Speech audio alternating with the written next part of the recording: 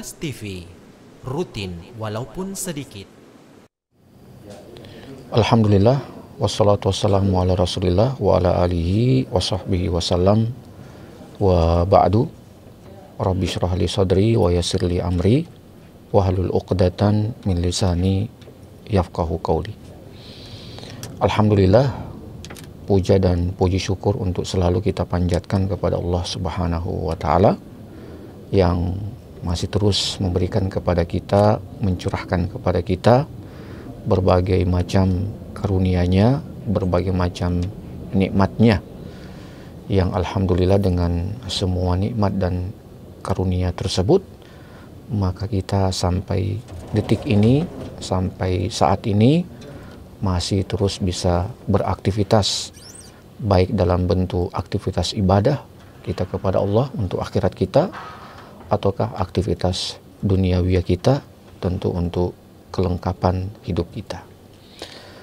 Demikian pula salam dan salawat senantiasa tercurahkan kepada baginda Nabi kita Muhammad sallallahu alaihi wasallam beserta kepada keluarga tercinta beliau, kepada para sahabat beliau, dan tentunya kepada seluruh kaum muslimin yang senantiasa setia mengikuti setiap tuntunan, setiap petunjuk yang dibawa oleh baginda Nabi kita sallallahu alaihi wasallam sampai datangnya hari kiamat.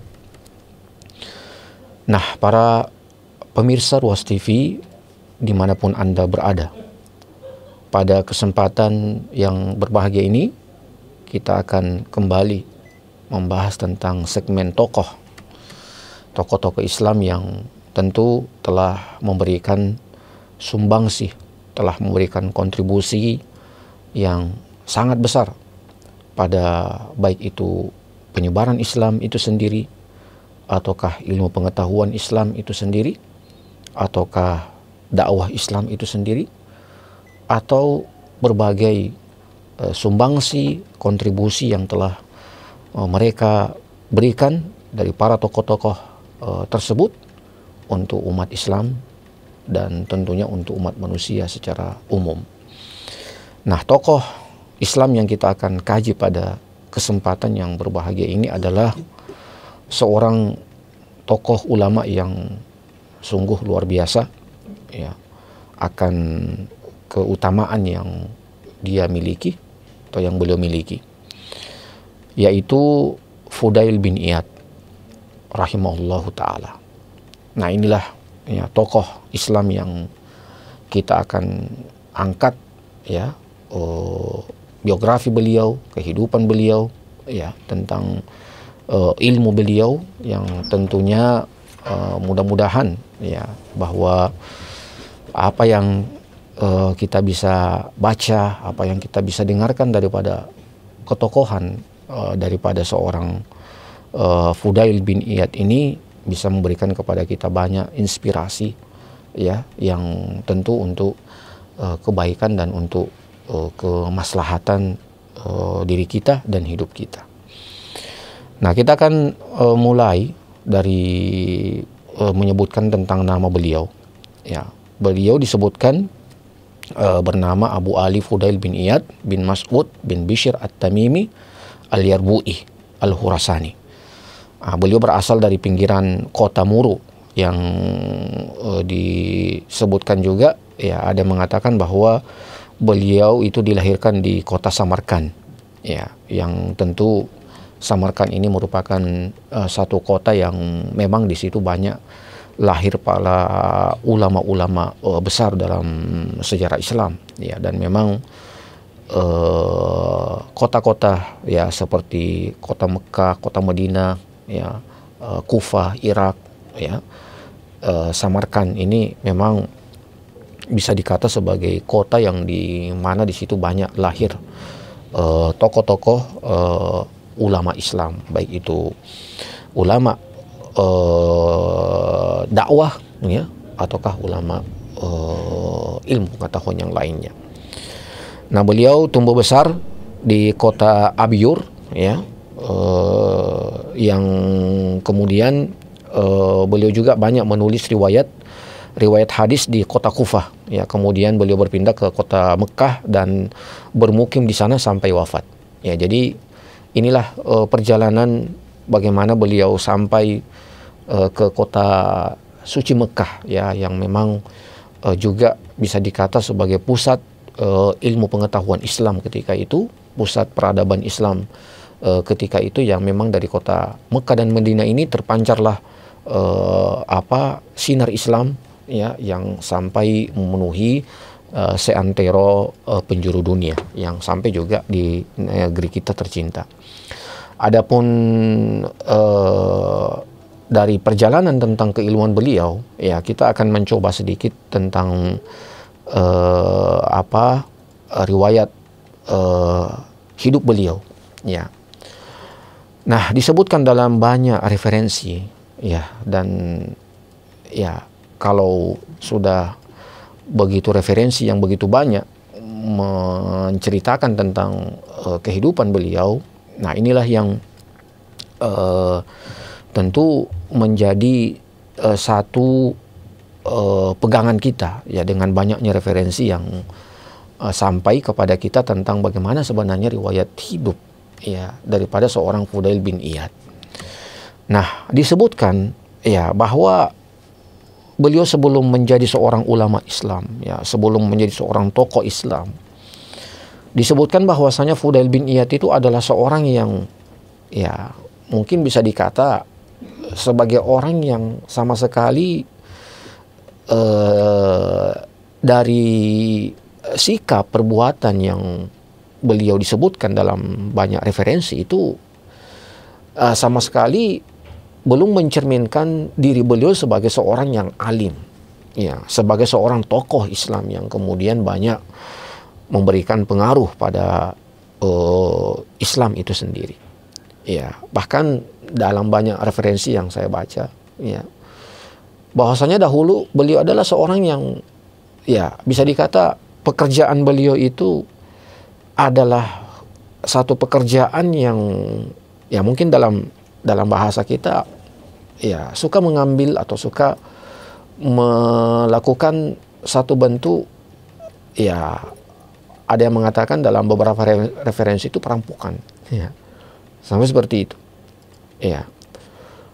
Tetapi, ya, ternyata, ya, kehidupan beliau itu, ya, berubah, ya, dan ini memberikan kepada kita satu gambaran, ya, bahwasanya, ya, Allah bisa saja, ya, dengan kemahakuasaannya Allah, ya, dengan kemahaadilannya Allah, ya, dengan kemaharahmatannya Allah itu, ya, bisa saja merubah seseorang, ya, baik itu dari yang baik menjadi buruk ataukah sebaliknya dari buruk menjadi baik, dan itu banyak, ya. Saya angkat contoh misalnya seorang Umar bin Khattab, ya, yang dulunya bagaimana begitu kebencian yang luar biasa kepada Nabi Shallallahu Alaihi Wasallam, ya, tapi kan pada akhirnya kebencian itu berubah menjadi kecintaan, ya, atau juga sebaliknya, ya, ada yang dahulu begitu sangat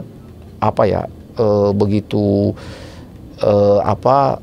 dekat, ya, kecintaannya, tetapi pada akhirnya menjadi jauh kecintaan itu, ya. Sama juga dengan Ikrimah bin Jahal, ya, ini kan juga termasuk orang yang begitu sangat menyimpan dendam kepada Nabi, tapi kan semuanya berubah, ya, karena memang, ya, hidayah itu semuanya berada di tangan Allah Subhanahu wa Ta'ala.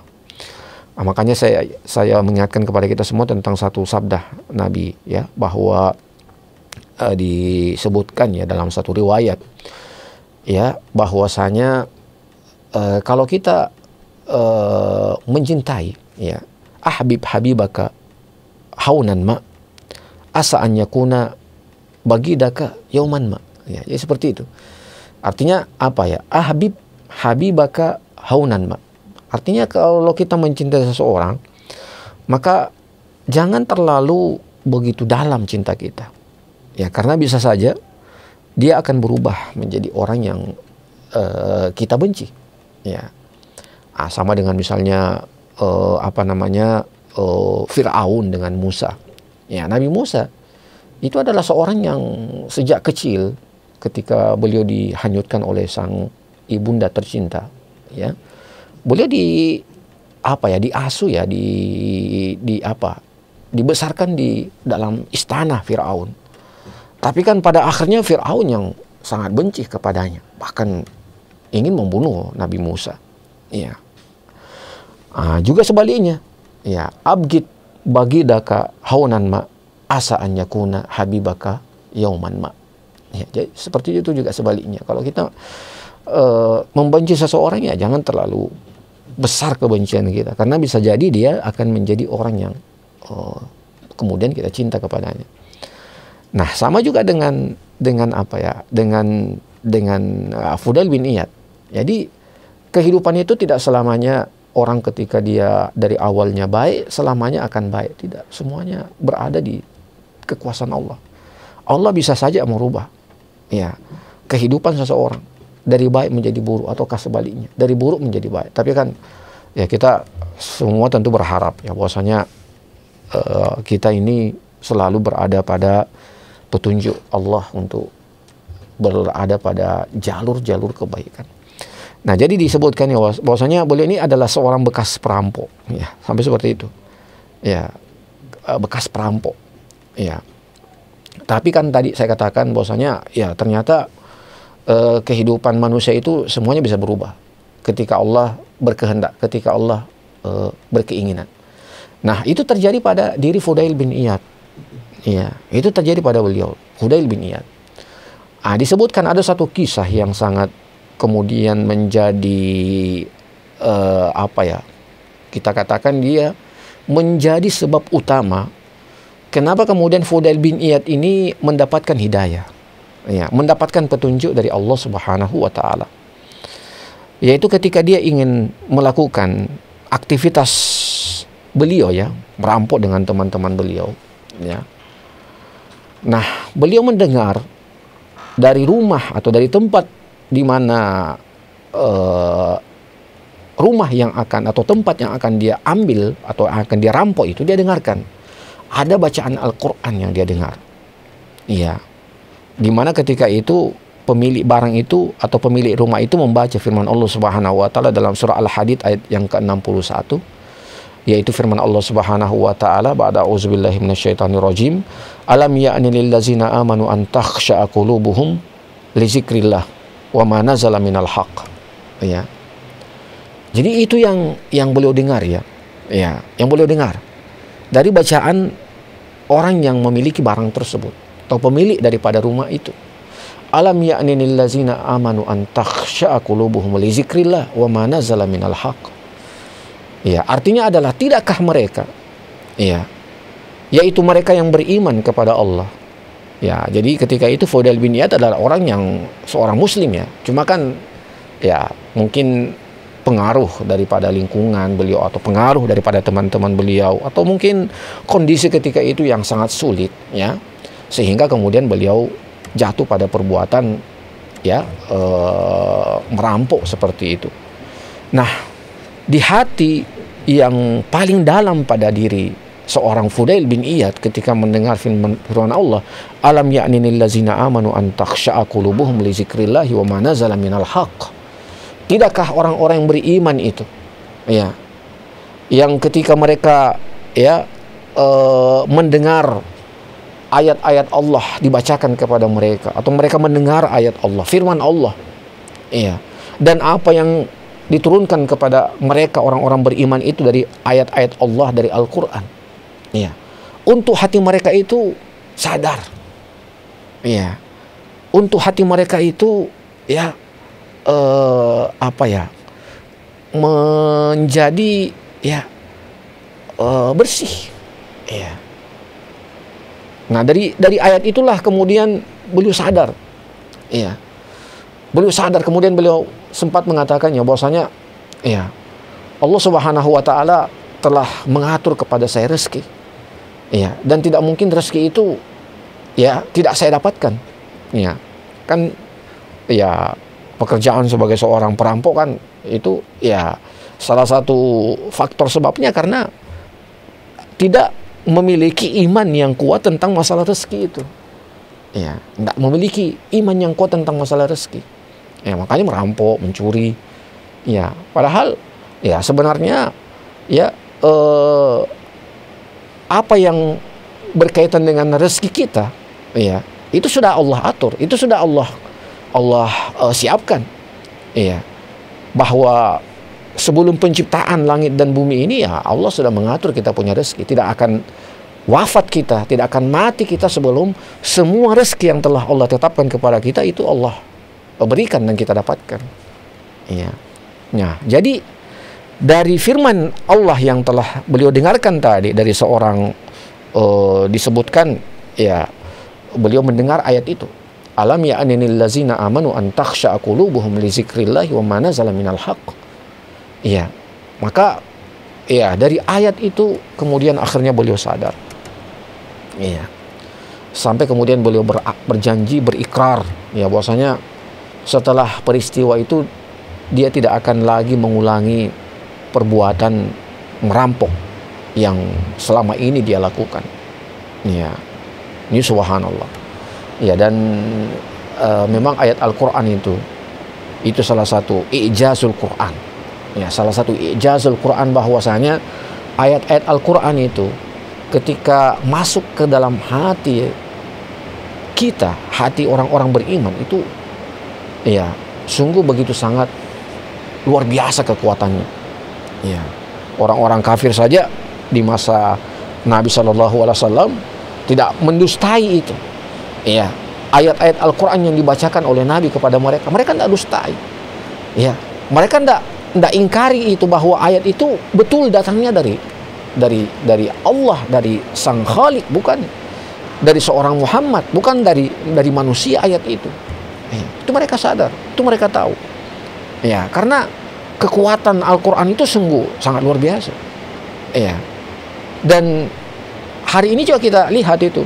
Ya, banyak orang yang sebar ke kita video-video ya, bahwasanya ada seorang perempuan barat yang ketika mendengarkan lantunan azan, ketika mendengarkan lantunan ayat suci Al-Qur'an itu jadi takut, nangis, ya. Karena apa? Karena memang sentuhan ayat Qur'annya itu dia adalah kalamullah. Dia adalah firman Allah. Ya. Perkataan manusia saja itu kadang membuat hati kita sedih. Ya, coba kalau kita dengarkan perkataan manusia yang bukan ayat Qur'an, ya kadang hati kita sedih kalau ya. Nah, bagaimana kalau dengan ayat Al-Qur'an, dengan firman Allah, dengan perkataan Allah? Ya, maka itu tentu akan memberikan kekuatan yang lebih dahsyat, kekuatan yang lebih besar. Ya. Nah, inilah awal mula daripada bagaimana seorang Fudail bin Iyad akhirnya kemudian sadar. Nah, kemudian dari peristiwa itu akhirnya beliau kemudian ya betul-betul menjadikan hari-hari beliau itu menjadi hari-hari yang beliau isi dengan ketekunan dalam belajar, ketekunan dalam menuntut ilmu, ketekunan dalam bermajelis ilmu, ketekunan dalam menimba ilmu. Ya, itu ya peristiwa yang menjadi sebab utama kenapa kemudian Fudail bin Iyad menjadi seorang yang sangat begitu terkenal tentang ketokohan beliau. Ya. Nah, jadi ini ya hal yang tentu sangat memberikan kepada kita banyak inspirasi ya. Bahwasanya ya subhanallah, ketika kita memandang seseorang yang mungkin ya jauh daripada Islam, maka jangan sama sekali di hati kita terbetik bahwasanya ya kita meremehkannya. Ya.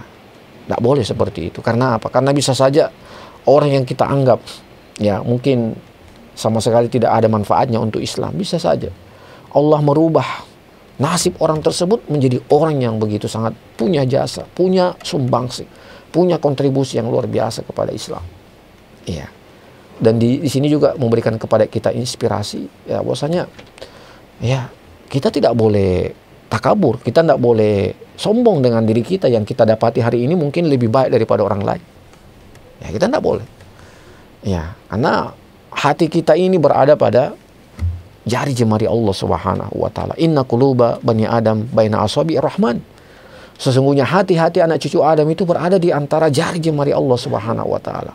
Yuqallibu ma yasha. Ya, Allah bisa membalikkan itu hati. Ya.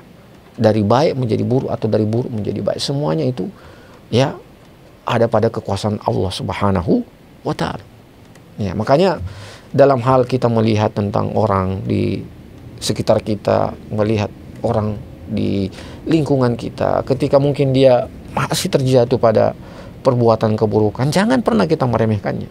Ya, atau jangan pernah kita menyombongkan diri di hadapannya. Ya, karena ya bisa jadi Allah mendatangkan kepadanya satu kebaikan, ya, satu ujian, yang dari ujian itu Allah menjadikannya sebagai jembatan untuk menemukan ya jati dirinya yang sesungguhnya, yaitu menemukan Islam yang sesungguhnya. Nah, ini sama dengan kisah daripada seorang Fudail bin Iyad. Juga disebutkan bahwasanya beliau banyak bertemu dengan beberapa khalifah ya di masa pemerintahan Bani Abbasiyah. Termasuk beliau pernah bertemu dengan Harun ar-Rasyid, ya, salah seorang khalifah daripada Bani Abbasiyah yang tentu ya bagaimana ketika itu ya beliau dikenal sebagai tokoh ulama yang begitu sangat luar biasa, ya, dan tentu bagi seorang khalifah Harun ar-Rasyid ya memberikan satu bentuk pemuliaan tentunya kepada seorang Fudail bin Iyad. Lalu juga hal yang sangat begitu luar biasa daripada kepribadian atau ketokohan seorang Fudail bin Iyad, disebutkan bahwasanya beliau banyak memberikan kepada kita itu untayan-untayan nasihat yang sangat begitu menginspirasi banyak hal kepada kita. Ya, coba saya bacakan beberapa untayan nasihat daripada seorang Fudail bin Iyad.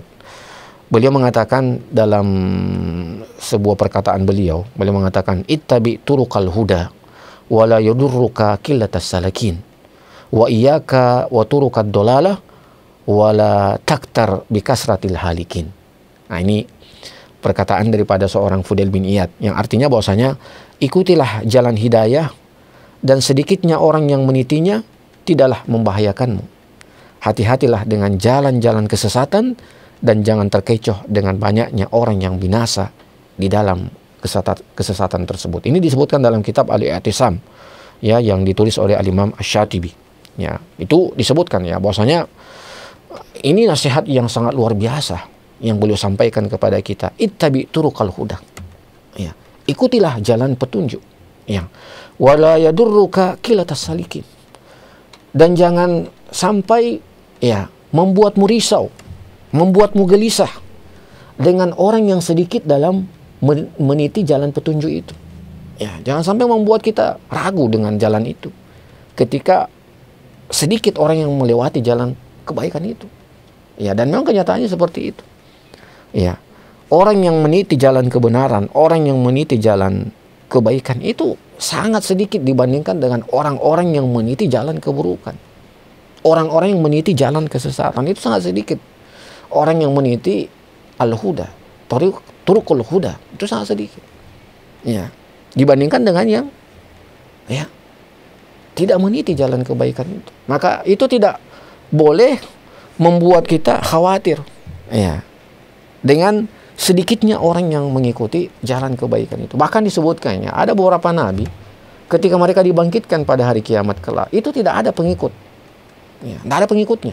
Walaupun seorang. Ya, disebutkan. Ya, kita kan baca juga misalnya kisah Nabi Nuh alaihissalam. Ya, berapa lama beliau berdakwah? Disebutkan dalam Al-Quran 950 tahun. Ya. Itu beliau berdakwah. Ya. 950 tahun beliau berdakwah, tetapi yang disebutkan yang beriman kepada dakwah beliau itu cuma sekitar 80-an orang saja.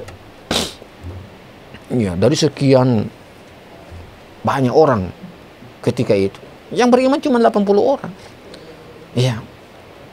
Menandakan bahwa ya yang mengikuti jalan kebenaran itu masih lebih sedikit dibandingkan dengan yang mengikuti jalan kesesatan. Ya, bahkan anak beliau Kan'an dan ya itu disebutkan tenggelam. Allah tenggelamkan karena ya tidak mau mengikuti jalan kebenaran itu. Ya, jadi ini satu nasihat yang sangat luar biasa dari seorang Fudail bin Iyad. Ittabi turukal huda wala yadurruka kilatas salikin. Dan jangan membuat kita khawatir dengan sedikitnya orang yang berada pada turukal huda itu, jalan petunjuk itu. Wa iyyaka wa turukad dolalah. Dan berhati-hatilah kita dengan jalan-jalan keburukan, jalan-jalan kesesatan. Wala taktar bikasratil halikin. Ya. Dan jangan kita tertipu. Ya. Jangan kita tertipu. Ya. Dengan banyaknya orang yang binasa dalam kesesatan. Ya.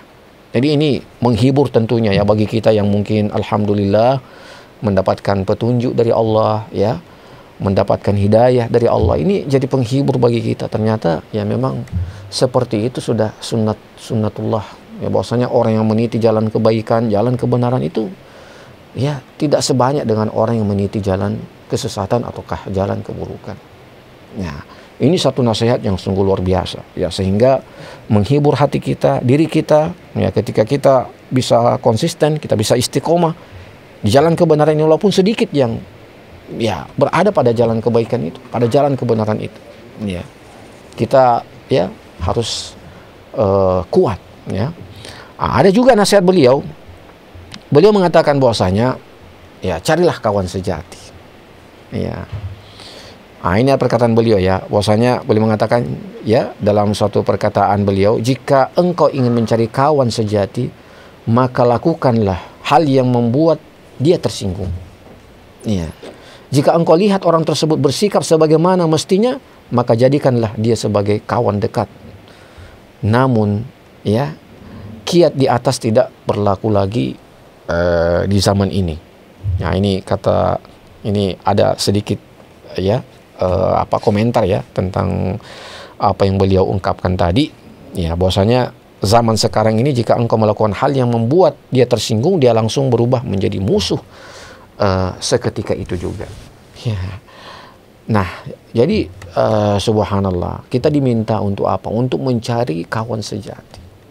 Kawan sejati itu bagaimana gambarannya? Kawan sejati itu yang tentu gambarannya adalah orang yang seiman dengan kita. Ya. Orang yang sejalan dengan kita. Ya. Orang yang beriman kepada Allah, orang yang beriman kepada kitab-kitab Allah. Ya. Intinya kawan sejati itu adalah orang yang beriman. Ya, itulah kawan sejati. Ya, orang yang punya iman kepada Allah. Iman yang sesungguhnya. Ya, karena dengan iman itulah yang menjadikan ya kita bisa hidup bahagia. Ya. Jadi ukuran kita berteman ya bertemanlah dengan orang-orang yang soleh, orang-orang yang baik, orang-orang yang beriman. Ya, kata Nabi ya, kalau ibarat mencari teman itu ya seperti ibaratnya kita berteman dengan orang yang menjual apa ya, kalau bukan menjual parfum atau pandai besi. Kalau kita berteman dengan seorang penjual parfum ya, kalau kita tidak bisa membeli, kita akan mendapatkan aromanya atau kita akan diberikan. Nih ya. Tapi kalau kita berteman dengan pandai besi, kalau kita tidak terkena dengan percikannya, kita akan terkena dengan aroma yang tidak baik daripada aroma besi yang terbakar itu. Nah, jadi itulah kita diminta untuk apa? Untuk mencari teman yang sejati, yang bisa menggiring kita atau yang bisa membawa kita kepada kesalehan, bukan yang membawa kita kepada ketolehan. Ya, seperti itu. Nah, kemudian yang ketiga, kata beliau, ini nasihat yang sungguh luar biasa, berdoalah untuk kebaikan penguasa. Ya, ini sungguh luar biasa. Bahkan beliau mengatakan dalam satu perkataan beliau, yang ini disebutkan juga dalam kitab Hilyah Al-Auliya, ya, yang ditulis oleh Abu Nuaim Al-Asfahani. Ini buku yang sangat luar biasa, Hilyatul Auliya, ya, direkomendasikan untuk kita baca. Ya, disebutkan bahwasanya beliau mengatakan, lau anna li da'watan mustajabatan ma sirtuha illa fil imam. Ya. Qila lahu wa kaifa zalika ya Aba Ali? Qala mata ma sirtuha fi nafsi lam tuhzini wa mata sirtuha fil imami fasolahul imam solahul ibad wal bilad. Ini luar biasa perkataan beliau, seorang Fudail bin Iyad. Beliau mengatakan, jikalau saya punya dakwah yang mustajabah, yang kuat diterima, ya, maka saya akan berikan ya doa saya untuk penguasa. Ya. Kemudian ditanya kenapa? Ya, doa mustajab yang Anda miliki itu Anda berikan untuk mendoakan penguasa. Maka boleh mengatakan, ya, secara singkat bahwasanya kapan saya mendoakan kebaikan kepada penguasa, maka sungguh kebaikan penguasa itu adalah kebaikan hamba manusia dan kebaikan negeri di mana hamba manusia itu tinggal. Ya, luar biasa. Nah, hari ini mungkin kadang kita cuma mendoakan diri kita, kebaikan diri kita, untuk harta kita, untuk keluarga kita. Kita mungkin jarang mendoakan penguasa kita, pemimpin kita.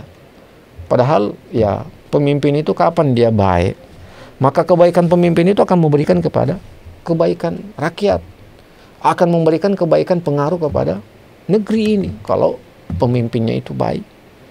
Nah, makanya mari ya, dalam setiap kita punya waktu-waktu doa yang kita lakukan, tolong jangan kita melupakan untuk kita berdoa kepada pemimpin kita. Untuk apa? Untuk dia menjadi orang yang baik, orang yang soleh.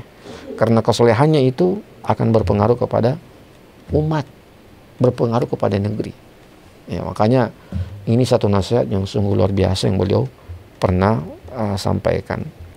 Termasuk beliau juga mengatakan bahwasanya janganlah beramal karena manusia.